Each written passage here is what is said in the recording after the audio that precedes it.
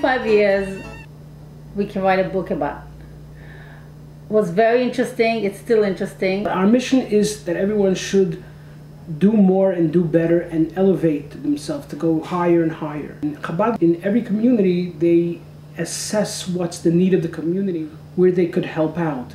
So in some communities it means a school, in some communities it means a shul.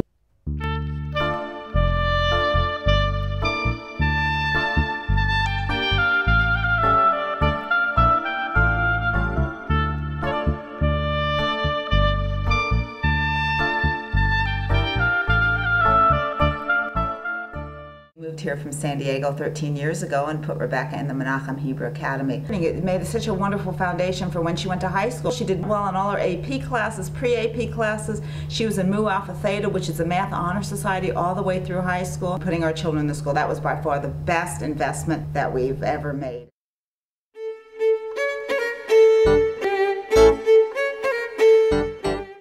To be that we had a relationship with Mr. Tracy Cross. He, at that point, was looking to open a kosher deli, and he was just hired by HEB. I brought to them to their attention that if someone really wants a kosher piece of meat or a kosher piece of chicken, let alone prepared, he has to get it frozen. And finally it worked out that in 1997 that they opened up the kosher store, and it's a very great asset to the community. Rabbi educated me thoroughly, as much as I could take, about kosher foods and all the dietary laws. Gave me several books and resources to read. Rabbi was supervisor since day one. The kosher store is known outside of the boundaries of Texas. We have families that come up from Monterrey, Mexico. Several families from Louisiana, Arkansas, and Oklahoma. We ship meat all over the country. We had many interesting speakers that happened to be in town, and they offered to come by. One of them was John Voight, and he was filming here up in Round Rock, and he actually called up. He wanted a book about kosher, and I said, hey, wait a minute, you're John Voight, I know that you're connected with Chabad. And sure enough, he said, Shabbos I have to work, but Saturday night I'll come over. And we had a very nice Farbringen with him. We had Alan Weingrad, he's an NFL football player and now a religious person. We also had Leon Layson, he was on Schindler's List and he survived the Holocaust. In the midst of this government policy to murder all the Jews, there was a Schindler who decided to not follow the Nazi ideology. He did it because he's a decent human being.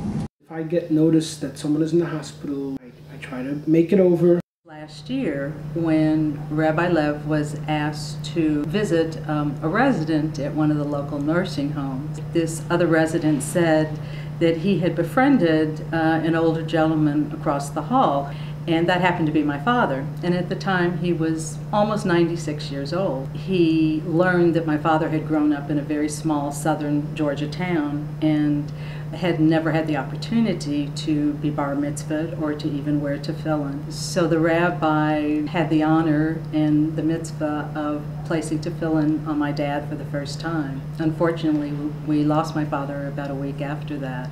The rabbi just seems to have that special gift of showing up at those times when he's most needed. We have now actually a program called Smile on Seniors, where we go out and smile to seniors, go to the old age home and people who are alone and visit them and give them encouragement. This is my mother, Anna Waldman, just a little over a year ago at her 90th birthday. When I was in the hospital with her, there was a knock on the door, and there was a rabbi. I had no idea who he was. I said, thank you for coming, but why are you here? He had decided, as it got toward evening on the first day of Rosh Hashanah, that he was going to walk down to the summit and wish Good Yontiv to one of the Jewish residents there who he knew. After he saw that woman, he asked, are there any other Jewish residents? Well, there's Mrs. Waldman. And so he went to the door of my mother's apartment and knocked for her, and there was no answer. Well, he could have gone home, but he didn't walk back. Instead, he called for help. Why didn't my mother come and answer the door? And when they went inside, they found that she had fallen and she was bleeding from a head wound. And because she received aid quickly, we had many more months with her. My husband is not Jewish. My husband said he thinks Rabbi Levertov must be an angel. He was there just at the moment that help was needed. We don't know what affects a person. Every person has another thing that affects them. For one person, it's the sounding of the shofar. For one person, it's the lulav and etrog. For one person, it's a meal. There's a certain salad that Rachel makes that some people say they came for the salad every week. What I hope that everyone gets from us is to spread that love, spread that caring which the Lubavitcher Rebbe instilled upon us. To keep on bringing the world to a better position. What we would like to see people do is be partners in our work so they get the merit for everything that is being done by Chabad in the community. Nurturing and warm environment. You come here and you enjoy that and you share with other people.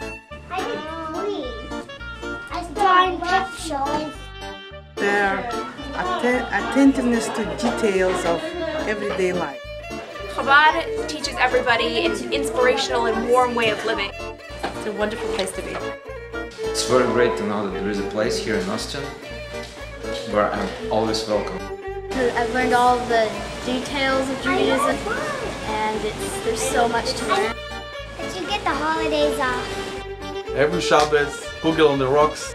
So they're so welcoming here.